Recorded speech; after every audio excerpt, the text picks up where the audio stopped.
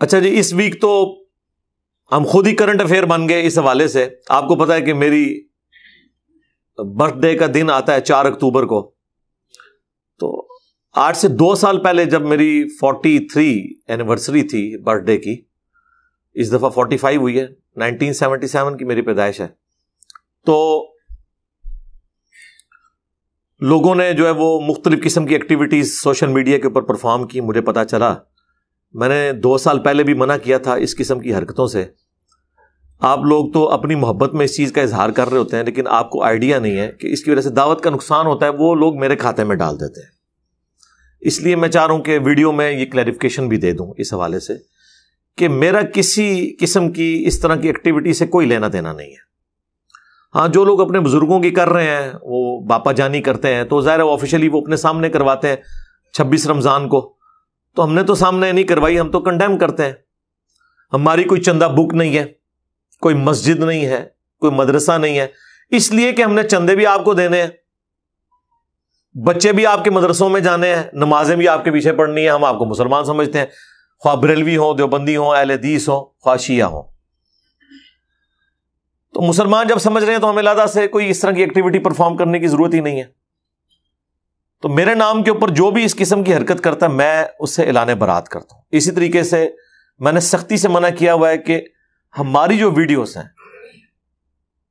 جو ویڈیوز ہمارے official plate form سے اپلوڈ ہوتی ہیں، ان کے اوپر کوئی شخص بھی ویڈیو ایڈ نہ چلائے. مونیٹائزیشن سے ہم نے کبھی بھی منع نہیں کیا، صرف کا اسکروٹنگ کر لیں، امیجز والا اشتہار آئے، لیکن ویڈیو اشتہار کیٹاگوریکلی اس سے بچیں. اس کی وجہ یہ ہے کہ حلال پروڈکٹ کے اشتہار میں بھی وہ بے پردہ عورتیں لے آئیں گے. تو کوئی شخص یہ گوارا کرے گا کہ بے پردہ عورتوں کو دکھا کے اس کی کمائی کھائے، تو ویڈیو ایڈز میں ہی ہو رہا ہوتا ہے.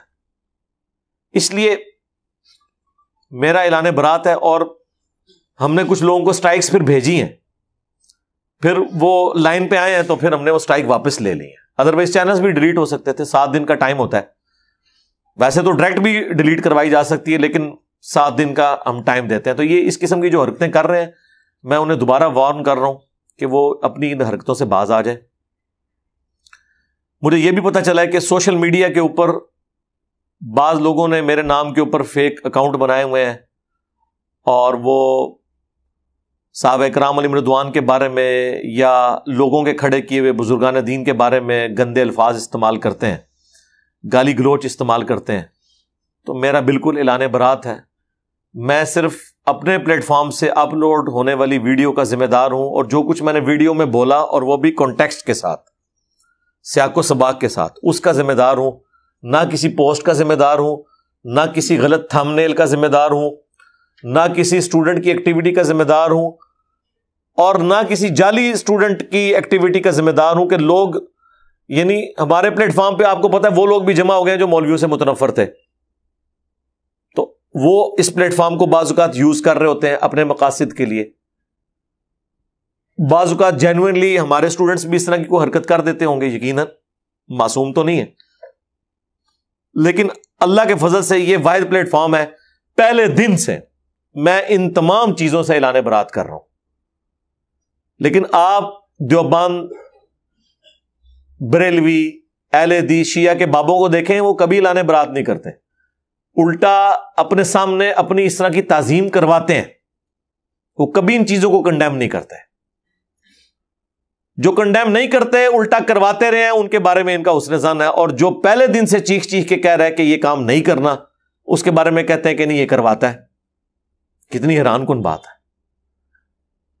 جنہوں نے خود اپنی باتیں کروائی ہوئی ہیں ان کے بارے میں تو آپ ماننے کے لیے تیار نہیں ہے. جنہوں نے اپنے ناموں کے کلمے پڑھائے یا ان کلموں کو انڈورس کیا، ان کو تو آپ غلط کہنے کے لیے تیار نہیں ہے.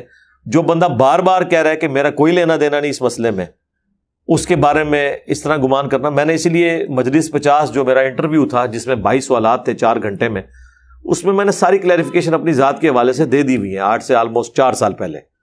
ویسے تو ہمیشہ سے دیتا آ رہا ہوں جب سے یہ ویڈیوز ریکارڈ ہونی شروع ہوئی ہیں، لیکن اب آپ کو پتہ ہے والیوم بہت زیادہ ہو گیا اس دعوت کا.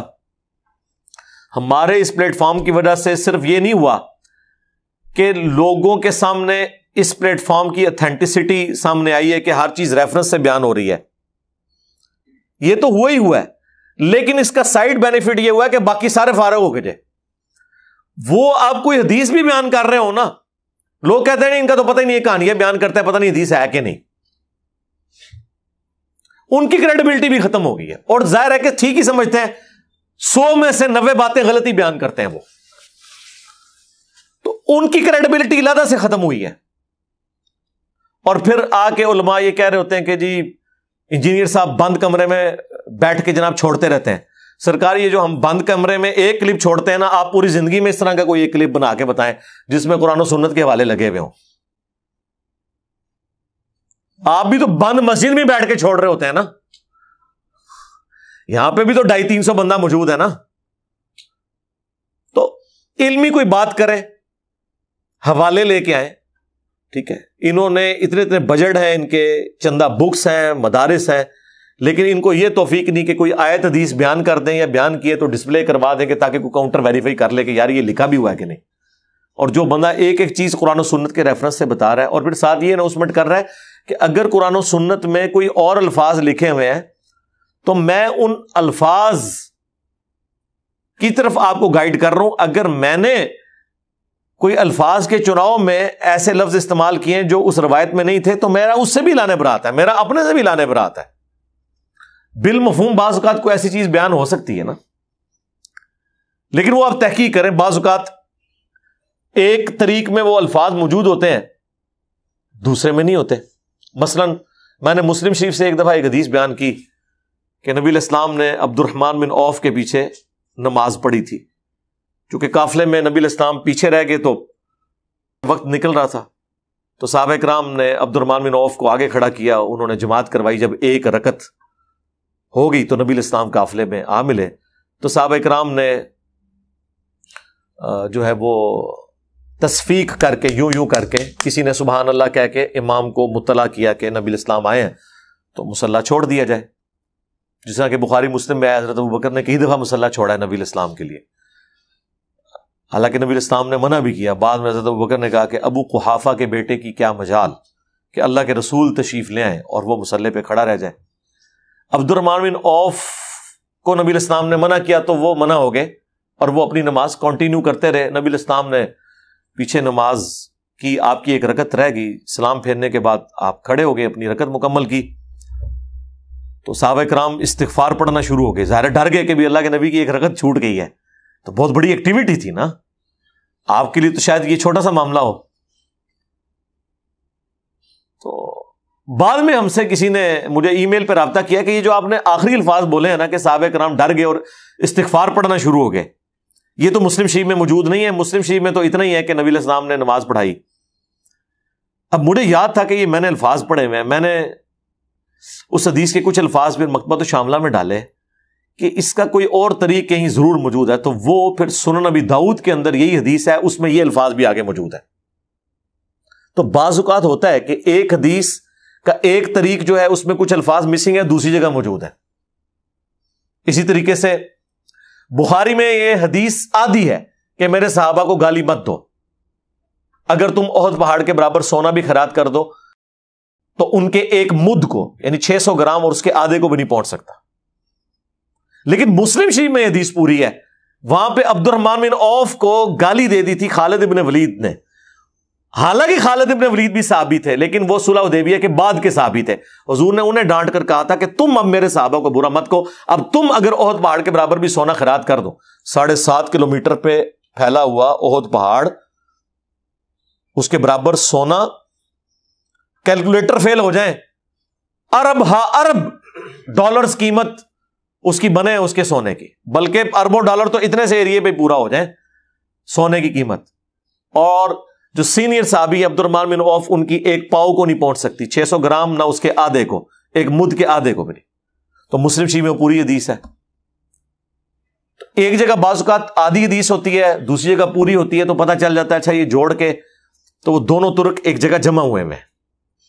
تو بعض اوقات ہم بیان اسی طریقے سے مسلم شریف میں حدیث ہے وہ کہ ایک صحابی نے حضور کے سامنے کہہ دیا من یطع اللہ ورسولہ فقد رشد, وَمَن يَعْصِهِمَا فَقَدْ غَوَىٰ، جو اللہ اور اس کے رسول کی اطاعت کرے وہ کامیاب ہو گیا، جس نے ان دونوں کی نافرمانی کی وہ بہک گیا۔ تو حضور نے فرمایا بئس الخطیب انت، کتنا برا خطیب ہے تو، تجھے چاہیے تھا کہ تو کہے وَمَن يَعْصِ اللَّهَ وَرَسُولَهُ فَقَدْ غَوَىٰ، تو نے یہ دونوں کیوں کہا؟ حالانکہ لٹریچر میں کوئی خرابی نہیں تھی، وہ پہلے کہہ چکا تھا جس نے اللہ اور اس کے رسول کی اطاعت کی وہ کامیاب ہوا، جس نے ان دونوں کی نافرمانی کی ناکام ہو گیا۔ اس نے آگے سے کوئی بہانہ نہیں کیا کہ میں آپ کو اللہ کا بندہ ہی مان رہا ہوں، غیر مستقل بذات مان رہا ہوں، آپ کا اختیار جو ہے وہ محدود مان رہا ہوں، نہیں، اس زمانے میں کہانیاں نہیں۔ لیکن یہ حدیث ابو داؤد میں ہے تو اس کے آگے بھی الفاظ ہیں، قم اذهب، اٹھ نکل جا ادھر سے۔ اب یہ الفاظ مسلم میں نہیں ہے، تو اب میں جب کمبائنڈ کبھی کوئی حدیث بیان کروں گا تو میں سارا پورا سینیریو بیان کروں گا، اور وہ ہوتا ہے ظاہر ہے یہاں پہ اب 200-250 بندے بات سن رہے ہیں، کوئی میری 90% باتیں یاد رکھے گا، کوئی 80% یاد رکھے گا، اور پھر ایک دوسرے کو ریکال کریں گے۔ تو صحابہ کرام بھی کچھ حدیث جتنی ان کو یاد ہوتی تھی بیان کر دیتے تھے، بعض کو یاد آتا تھا نہیں اس میں یہ بھی الفاظ حضور نے ساتھ کہے تھے تو وہ بھی بیان کر دیتے تھے۔ تو اس طرح کئی ایک جگہ ہوتا ہے۔ یہاں ہماری اکیڈمی میں ایک بریلوی مفتی نے فون کیا ایک دن، میں نام نہیں لیتا اسے مشہور کرنے کے لیے، چلیں میں آپ کو اشارتاً بتا دیتا ہوں، وہ کیلے والا مفتی جو ہے، اچھا، تو اس نے یہاں فون کیا، اس نے کہا جی کہ آپ کے انجینئر صاحب حدیثیں بیان کرتے ہیں، اور اب وہ جو برار بھائی نے نا جو فون سن رہے تھے نا، انہوں نے اس کی وہ آڈیو اونچی کر دی تاکہ میں بھی سن لوں۔ مجھے کہنے لگا جی اس طرح فون آیا، تو پہلے تو کافی دیر تک لگا رہا، میں نے کہا کس سے لگے ہوئے؟ اس نے جب آواز اونچی کی مجھے سمجھ آ گئی، میں نے کہا یہ تو عالم دین ہے۔ تو اور عالم دین ہم سے یہ پوچھ رہا ہے کہ جی وہ انجینئر صاحب نے ویڈیو میں بیان کیا ہے، اپنے پمفلٹ میں بھی انہوں نے لکھا ہے کہ نبی الاسلام کے اوپر جب بیماری کا غلبہ ہوا تو تکلیف کی وجہ سے بار بار اپنے چہرے سے چادر ہٹاتے تھے اور کہتے تھے لعن اللہ الیہود والنصارى اتخذوا قبور انبیاء مساجدہ، اللہ کی لعنت ہو یہود و نصارہ پر کہ انہوں نے نبیوں کی قبروں کو سجدہ گاہ بنا لیا تھا۔ اور ساتھ اما عائشہ کے الفاظ ہیں کہ اگر ہمیں خطرہ نہ ہوتا کہ لوگ رسول اللہ کی قبر پہ سجدے شروع کر دیں گے تو ہم زائرین کی زیارت کے لیے اس قبر کو اوپن چھوڑ دیتے۔ تو یہ باقی الفاظ تو مل گئے ہیں، لیکن یہ جو الفاظ ہیں کہ حضور گھبراہٹ کی وجہ سے اپنے چہرے مبارک سے چادر ہٹاتے تھے، یہ تو بخاری مسلم میں موجود ہی نہیں ہے۔ تو یہ رسول اللہ پہ جھوٹ باندھا ہے آپ کے انجینئر صاحب نے، انہیں کہ رجوع کریں۔ اب جس کو تھوڑا بہت بھی علم حدیث ہے نا تو اسے یہ بات پتا ہے کہ بخاری مسلم جو پرنٹ ہو رہی ہے نا عربی میں، اس میں ہر حدیث کے اینڈ پہ نا اس حدیث کے جو باقی طرق ہیں نا ان کے نمبر بھی لکھے ہوئے ہوتے ہیں۔ ایک جاہل آدمی بھی ڈھونڈ سکتا ہے جسے تھوڑا سا پتا ہے، اور ہمارا اسٹوڈنٹ ہے وہ، پر خیر جاہل تو رہے گا ہی نہیں، وہ تو مفتی کو بھی پیچھے چھوڑ جائے گا، لیکن علماء کو تو پتا ہوتا ہے۔ تو میرے پاس تو ریئل ٹائم وہاں عربی والی بخاری مسلم پڑھی تھی، میں نے کہا اس کو کہہ کے ذرا نمبر پڑھے، ہمیں تو پتا تھا، اس نے کہا جی پمفلٹ پہ یہ نمبر لکھا ہوا ہے، تو وہ پمفلٹ والا نمبر اس نے کہا کہ یہ دیکھو اس میں الفاظ کوئی نہیں ہے۔ تو میں نے کہا میں نے اس کو اشاروں سے کہا کہ اسے یہ بتاؤ کہ یہ اینڈ پہ نا وہ نمبر لکھے ہوئے، تو اس نے پھر اس کو بتایا کہ اس کے اینڈ پہ آپ دیکھ رہے ہیں باقی طرق کے نمبر بھی لکھے ہوئے ہیں، کیا آپ نے وہ چیک کیے؟ کہتا نہیں، تو ان کا ان کو چیک کرو، چیک کیے تو اس میں الفاظ موجود تھے، ٹھیک ہے۔ تو ہم پہ فوراً الزام لگا دیتے ہیں کہ جی اے جناب کولوں گلا بیان کرتا ہے، ٹھیک ہے۔ پھر ہم پتہ ہے رجوع کر لیتے ہیں، جب رجوع کرتے ہیں تو وہ رجوع پھر بڑا خطرناک ہو جاتا ہے، ہاں وہ پھر رجوع ہم کوئی ایک سٹیپ آگے لے جاتے ہیں۔ ہمیں کہتے تھے جی وہ جی مفتی تقی عثمانی صاحب نے بھی وہ امیر شام کے دفاع میں کتاب لکھی اور اس میں انہوں نے سارے دیوبندیوں کی کہانی کرا دی کہ جی کوئی سب و شتم کی روایت نہیں، ایک ملتی ہے حدیث، وہ بخاری کے اندر ملتی ہے، اور اس میں بھی سب کے الفاظ ہیں اور سب کا مطلب تنقید ہوتا ہے۔ یہ کہنا کہ لعنت کرواتے تھے تو ذخیرے حدیث میں کوئی نہیں، ہم نے تو 10 حدیثیں بیان کر دی ہیں۔ تو مسلم شریف میں 6229 نمبر حدیث میں موجود ہے، وہی حدیث ہے، اس کا ایک طریق ہے، اس میں الفاظ ہیں، اس نے آل مروان نے سال ابن سعد السعدی سے کہا کہ کہو لعن اللہ ابا التراب، لعنت ہو ابو تراب علی ابن ابی طالب پر، نعوذ باللہ۔ تو بخاری میں سب تھا اور مسلم میں اسی حدیث کے اندر کیا لکھا ہوا؟ تو پھر میں نے رجوع کیا کہ ہم سب کہتے تھے گالی، ہم رجوع کرتے ہیں گالیاں نہیں دیتے تھے، لعنتیں بیچتے تھے۔ یہ لعنتی لعنتیں بیچتے تھے، اور یہ لعنتی اس لیے ہوئے کہ انہوں نے اللہ کے ولی پہ لعنت بھیجی تو وہ تو لعنت کا مستحق نہیں تھا، تو لعنت ان کے اوپر لوٹ آئی۔ یہ ان لوگوں کا علمی لیول ہے، میں آپ کو بتا دوں۔ ان لوگوں نے پتہ نہیں کہاں بیٹھ کے بخاری مسلم وہ دورے پڑے میں، اور جیسے ختم قرآن ہوتا ہے نا، اس طرح ختم بخاری ختم مسلم اسی طریقے سے ہے۔ این سپارے پڑھ لو تے این دیساں تو پڑھتے این دیساں تو پڑھ، کوئی 40 دی سپیڈ نال تے کوئی 100 دی سپیڈ نال۔ تو میں اس لیے آپ کو بتاتا ہوں، ابھی ہماری لائف سٹوری میں ایک بھائی لاہور سے آئے ہوئے تھے پرسوں، وہ کہہ رہے تھے میں نے اپنے کسی دوست کو علی بھائی کا ایک کلپ بھیجا پرانا جس میں وہ ریفرنس نہیں لگے ہوئے تھے، تو اس نے کہا کہ یہ اپنی طرف سے مار رہا ہے۔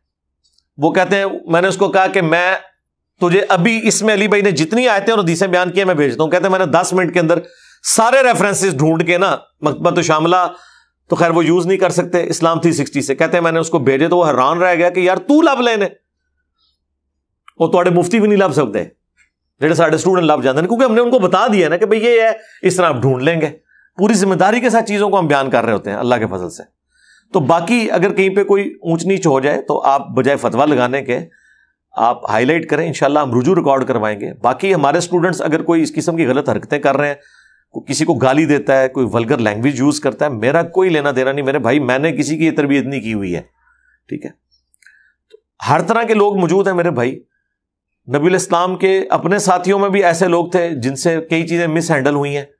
اب اس کا آپ وبال نبی الاسلام کے اوپر تو نہیں ڈال سکتے، ہر شخص کا اپنا ذاتی عمل ہے، وہ اس کا ذمہ دار خود ہے، تو ہم تو شاہی کوئی نہیں ہے، ٹھیک ہے؟ سب سے پرفیکٹ تو نبی الاسلام کی مبارک ذات ہے۔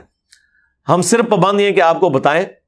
میں تو کہتا ہوں کہ میرا اپنے سے بھی اعلان برات ہے، جب میں آپ کو آیت اور حدیث بیان کر دیتا ہوں آپ بس اسی کو فالو کریں، ٹھیک ہے؟